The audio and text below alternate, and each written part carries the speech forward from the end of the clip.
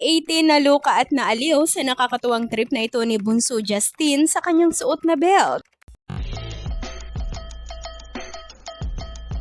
Natatawa na nga lang na pahala at hoy ang ibang mga 18 netizens sa nakakatuwang trip banding na ito ng dalawang magkakaibigan na si Justin at Josh, kung saan nahuli kam nga sa naturang video ng isang netizen na ito ang dalawa na tila na sa isang gilid habang cute na naglalaro at nalilibang sa kanilang ginagawa.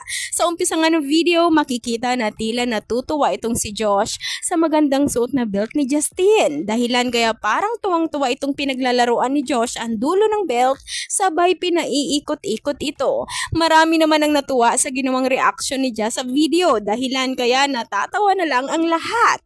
Ayon sa iba, kung wari wala na lang silang nakita or napansin.